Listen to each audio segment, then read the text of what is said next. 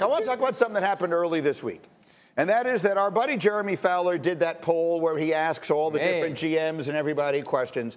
And they put together the list of the top 10 quarterbacks. And look, there are always going to be some disagreements and things like that come up. But the thing that stood out the most to me was that in 1 year, it feels like the National Football League kind of punted on Jalen Hurts. Yes. A year ago at this time, Jalen Hurts of the Philadelphia Eagles was the belle of the ball, right? Yep. Everybody loved him. He was the guy who was a skyrocket to the moon, all that kind of stuff. And now he falls out of the top 10. The acquisition of Saquon Barkley. What is your perspective on Hurts, what last year meant, and what we expect? I believe Jalen Hurts plays better this year.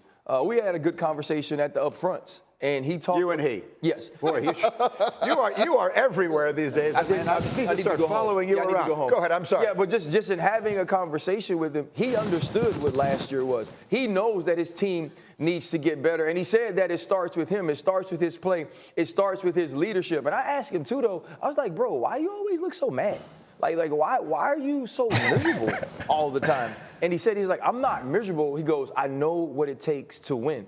And I knew even when we were winning early, we weren't doing what it took to be a good football team. And eventually it caught up. And he also said for himself that he has to find a way to play better. When you look at what they were offensively last year, there was no creativity. There was no opportunities for Jalen Hurts to have pass run options where he could use his decision making to hurt teams. And it was, if A.J. Brown doesn't make a play down the field, then we're absolutely screwed. I believe going into this year is going to be upon Kellen Moore to get him back to where he was 2 years ago when he was in the MVP race, when they were a Super Bowl runner-up, and when Jalen Hurts was the guy that was America's darling. Because if they don't, I believe these questions will persist. And what the list means to me is that before 2 years ago, people didn't believe in Jalen Hurts, and they feel like last year proved why they didn't believe in him. So what does the acquisition of Saquon Barkley mean? Dominique Foxworth, if you're a defensive player and you're playing against the Eagles this year,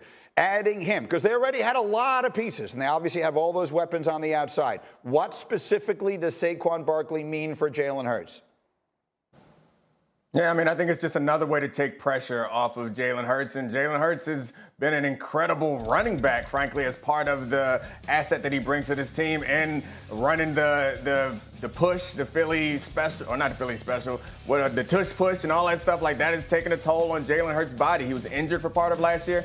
I think some of the biggest problems with last year was more scheme related than anything, but also it took a toll on his body. So Saquon Barkley could take some more of those hits away from Jalen Hurts, which may allow him to feel better later in the season, which could end up helping him have a better season. How do you view him as an evaluator, which is what you made your living as for a long time? How do you evaluate Jalen Hurts right now? Similar to what RC said, I thought he looked beat up last year. He took way too many hits. And it's hard to play quarterback at a high level, Green, when you're not feeling great. And Hembo gave me the stat. Over the last 3 years, he ran the ball more than any other quarterback. So to me, like, Saquon Barkley is going to take a lot off, not only just running, but Saquon Barkley is a great receiver. So I think getting the ball out of his hands, hopefully he'll be fresher coming down the stretch. And Crosby has made this joke, but like, one of the things you really got to look at is why not use Saquon in the tush push? Like, it's just another way to take more hits off of Jalen Hurts. It'd be like a tush and quad push. It'd be the whole lower half. They do the tush push because it works. When they need a yard, they know they're going to get it. But you do have a quarterback whose knee was bothering him all last year. Right. And you're running play multiple times a game where, like, literally everyone from both teams is on top of him. Like, that can't help. So they have to rethink that. Look, the offensive scheme, I think, was a mess last year. And I think bringing in Kellen Moore will help with certain things. And bringing in Saquon Barkley will help with certain things. Jalen Hurts was very good against the blitz 2 years ago. He was terrible against the blitz last year. A lot of that was they weren't picking up blitzes, right? So whose fault was that? Was it scheme? Was it him? Was it, the running back situation? Whatever. There's a lot different, and I think they feel like they've addressed it. Jalen Hurts, until last year, was a guy that we saw get better every single year. He's a guy that knows what he has to do to take the next step, whatever that step is in a particular offseason, particular season. So I have faith that he'll do it again. Neat, quickly, go. Yeah, no, I was just wanted to talk more about how Ryan Clark's was at the upfronts, and apparently Jalen Hurts came up to him. So, like, you are everywhere. You're the most popular man in America right now. There might be an opening to run for office real soon. Maybe you should do that. There's nothing that RC can't do. I would vote for you. We are a long way from Culture Wednesdays, for sure. I was going to say, we went from Culture Wednesday to Sports Beach in Paris, the white party, and people coming up to you at the upfront and wanting to have conversations. I'm just trying to be a good man. But the other piece about Jalen Hurts, though, is this team's never had a problem running the ball. No. So I know adding Saquon Barkley is a thing because you feel like you have an upgraded position, but Miles Sanders, DeAndre Swift, all of those guys had great years for the Philadelphia Eagles running the football. This is about adding to the pass game. RC. You trying to host the show too? Don't steer us back to Jalen Hurts. I want to make fun of you for being a celebrity. That's what I'm here to do. I want to talk to you about being the king of all of media right now. That's what I want to do. Jalen Hurts can play. Saquon is good. Well, you know what? Microsoft, y'all got to stop, Dom. I tried to bring you with me, man. You didn't want to come. You've been at track meets. Parenthetically, if you want to have fun, Neek texted me that Dan Graziano looks like Billy Ocean in a stage adaptation of Ocean's 11, which frankly I agree with as well. And I would like to begin this hour with very bad news for fans of every team in the National Football League except for one. And those would be the fans of the Kansas City Chiefs, which is to say that the scariest thing about a team is when they can beat you without their best stuff, right? They say that about pitchers a lot. Dan Graziano used to cover baseball. When a pitcher can beat you without his best stuff, now you've really got a problem. I think the Kansas City Chiefs won the Super Bowl last year without their best stuff. Their offense, I mean, Patrick Mahomes said it earlier this week, he didn't have any fun. That offense wasn't explosive. They had all kinds of receiver issues. It looks as though they have addressed those. So the bad news is, and I'll ask you, RC, first, if you think this is the case. The Kansas City Chiefs this year are going to be and may be demonstrably better offensively than they were a year ago. They will be, but the scarier part is they're going to be back. They're going to be explosive again. Yes. Like, that was the thing. Like, this is the first time you ever walked into a stadium with Patrick Mahomes and had to use the dreaded phrase, Patrick has to manage the game. Because that's truly what he was doing. He was finding ways to create offense the best he could while a really good defense kept the game close, and then he could be Patrick Mahomes late when they needed it most. Now you're going to have Hollywood Brown, who is a 4-3 guy, Xavier Worthy, who is the fastest guy to ever enter the NFL on the outside. That opens up things for Travis Kelce, who truly throughout last season wasn't the Travis Kelce we were used to seeing. And so now with having this sort of speed with Patrick Mahomes at the quarterback position, who I believe grew last year. You grow through adversity. You grow through tough times. He's been the dude since he stepped on the field. Last year, he had to figure out to make a way out of no way. He was like a Southern Baptist church where every time you go there, it's fire and brimstone, and you're talking about the joy on the other side. The other side for him is now.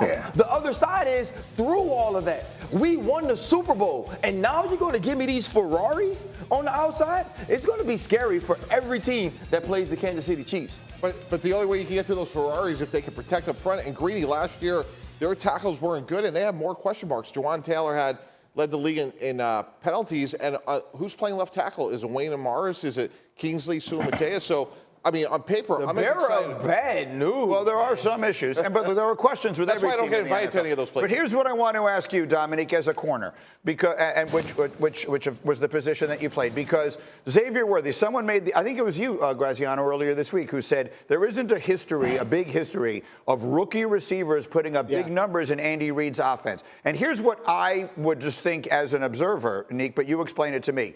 The mere presence of Xavier Worthy, who is faster than Tyreek Hill. That is not hyperbole. He ran the 40 faster than any other player in the history of the Combine. His mere presence on the field, I feel like, will change the way defenses will have to deal with them, whether he puts huge numbers up this rookie season or not. Can you explain, as one who has to be in that defensive secondary, what the mere presence of that speed might do? You ruining my morning. I try not to think about Xavier Worthy at all in life because it makes me nervous. And I think that Ryan's analogy to Southern Baptist Church was a good one for last season, and it might be an even better one for this season because cornerbacks are going to be in for long days, and they're going to be sweaty as hell looking at Xavier Worthy and Hollywood Brown on the other side. And them Martin Luther King fans that they got, they ain't going to help you cover Xavier Worthy. They're not going to help you slow down Patrick Mahomes. They ain't going to do nothing but make you windy and sweaty. It's a long day with those guys on the field. So, I mean, but to be clear, thank you. Very specifically, right? I mean, this is just stretching like the way what Steph Curry does to an NBA defense is what this guy is going to do to an NFL defense, right? Yeah, so I think that the way that you think about scheming and preparing for offenses is you think about the players that you have to know where they are at all times. And those are normally the players who make big plays. But if there's a guy out there who can run a 4-2, 4-1, you're going to know where he is at all times, and you're going to have to put in special coverages, special checks if he's in certain situations. Like, it is going to be a stressful thing just because you have a guy who you know can blow the roof off your defense, and you know that Patrick Mahomes can find them. So that is another person, even if he turns out not to be good, there's still going to be concern. And that's what we did when I was playing. It's like, even the guys who didn't turn out to be great receivers, we would know their 40 times, and we would always know where the guy with the 4-3 was. We would find him, and we would address that any way we had to. And it's going to make life a lot easier for everybody else on the field because at any moment, he could blow the roof off your defense and give you a 60-yard touchdown. So when they give you the scouting report, the first page has like everybody's measurables, and it'll be, 6'3", 240, but they have the 40 time on there. And so when you look at something about seeing it on paper changes it for you. And so when I would look at that, I'd look at Troy and say, Troy, you're going to go to his side, right? Because that's not what I'm dealing with today. And it's not about his production as much as it is about his presence. That's it. Right? Now, you're going to need to get him the ball because eventually by week 4, if I realize you're not throwing it to him, then he's less scary to me. Mm-hmm. But if he's able to take the top off one time a game, then the next game twice, and then the next game make a play underneath where it's a catch and run, now you start to have to be concerned with him, and that's when the other players around him also get matchups. Yeah, I think that's what's scary about Patrick Mahomes, and we start to talk about him, right, in the idea of can he turn out to be the best player of all time? Can he catch Tom Brady in Super Bowls? He's already got 3. He just won it with, I want to say not his best team. It might have been his worst team. Yes. Right? I mean, defensively, they were outstanding. But certainly on offense, it was the worst team he's had since he's been there. And they managed to win the Super Bowl. It is a little bit like crushing a morning sports talk show without video.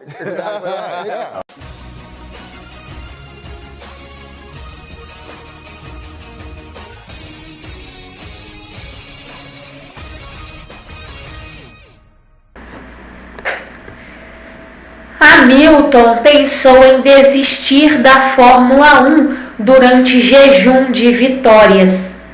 Heptacampeão da Mercedes ficou 945 dias sem vencer até o GP da Inglaterra, que aconteceu neste domingo.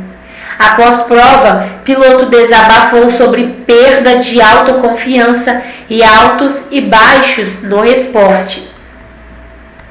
Lewis Hamilton viveu 2 anos e meio em baixa na Fórmula 1, como nunca havia experimentado antes em sua longeva e bem-sucedida carreira de até então 103 vitórias e 15 anos seguidos com triunfos.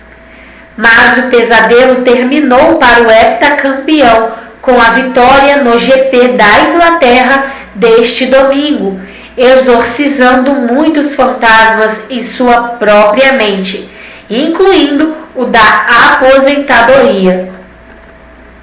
Quando cruzei a linha de chegada, algo em mim se desfez, algo que eu estava guardando há muito tempo. Foi o final mais emocionante de uma corrida que já vivi. Sempre me perguntei por que nunca chorei. Você vê o Rubens Barrichello, por exemplo, chorava e eu pensava, isso não acontece comigo, mas foi muito forte. Depois de 2021 tão difícil, estava apenas tentando seguir em frente, mas nós, como equipe, passamos por momentos de delicadeza. Havia muitos pensamentos e dúvidas em minha mente ao longo do caminho, a ponto de às vezes eu querer não continuar. Desabafou. Hamilton não ocupava o topo do pódio desde o conturbadíssimo GP da Arábia Saudita no desfecho da temporada de 2021 em 5 de dezembro, com direito a batidas entre ele e o rival Max Verstappen, campeão daquele ano.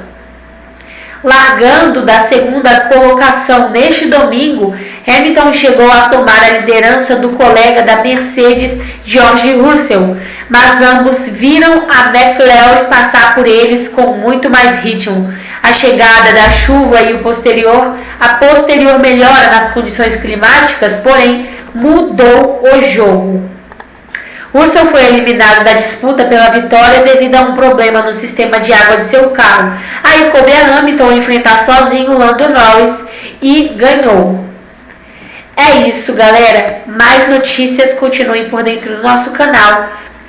E deixe o seu like, se inscreva para continuar ligado no mundo.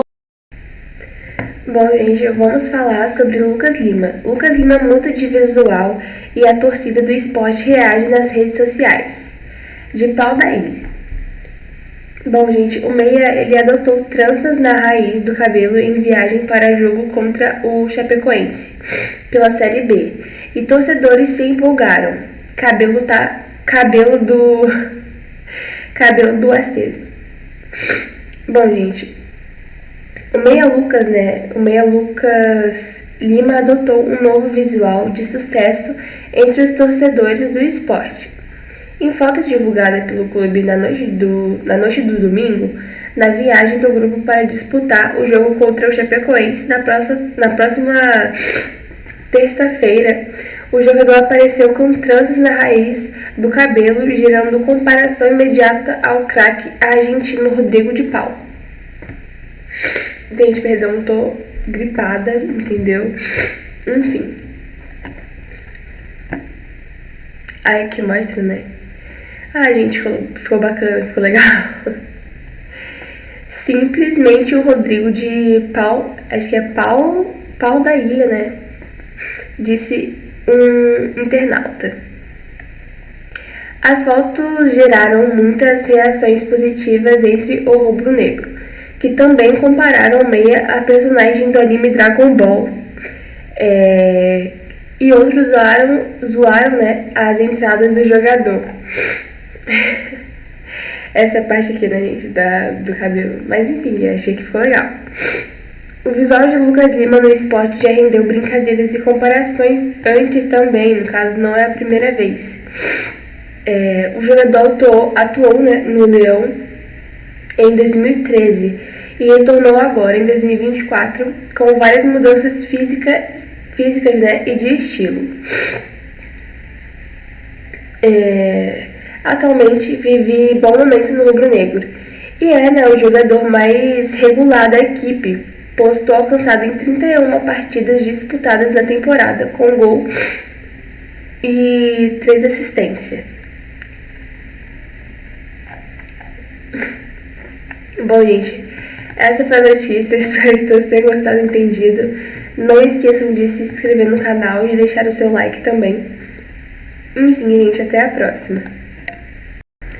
Bom, pessoal, Benzema torce por Vinícius Júnior na disputa da bola de ouro. Pode ganhar, né, um jogo sozinho. O atacante do Al-Ittihad, acho que é assim que fala, ex-companheiro, né, de equipe do brasileiro, também vê Real Madrid como o melhor time do mundo. Bom, gente, prestes a iniciar sua segunda temporada na Arábia Saudita pelo Al-Ittihad, acho que é assim que fala, Benzema concedeu, né, uma entrevista ao Marca da Espanha neste final de semana. Com sinceridade, o atacante respondeu sobre diversos temas, incluindo, né, também a disputa pela bola de ouro. Para ele, Vinícius Júnior, né, é o favorito para levar o troféu para casa. Vini merece por causa da sua temporada e não só pelo que fez nesta. Na anterior também esteve acima com seu futebol e o que faz com a bola. É um jogador completo. Ele pode ganhar uma partida sozinho, como também com a ajuda de seus companheiros. É muito bom quando o Real Madrid precisa dele, e por isso acredito que ele merece. Sempre aparece, por isso Vini é o meu favorito, disse ele. Questionado sobre o futebol mundial, Benzema não poupou, né, gente, palavras para elogiar o Real Madrid e afirmou, né, que o clube é o melhor do mundo. Além disso, o francês também disse acreditar que o domínio da equipe espanhola no futebol não acabará tão cedo. E recentemente, o atacante francês esteve envolvido em uma polêmica com Marcelo Gallardo, o ex-treinador do Al Ittihad. Foi demitido antes do fim da última temporada por pedir, né, a saída de Benzema do clube. E apontado com uma das lideranças, o atacante admitiu cumprir o papel de líder da equipe.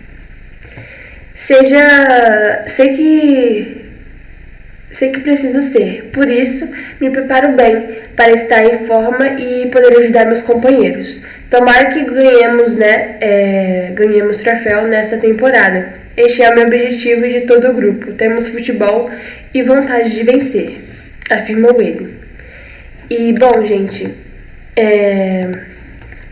na entrevista, Benzema não falou sobre o acerto entre de Bruyne, acho que assim fala, que também aconteceu neste fim de semana. O belga vai deixar o Manchester City para atuar no futebol saudita na próxima temporada.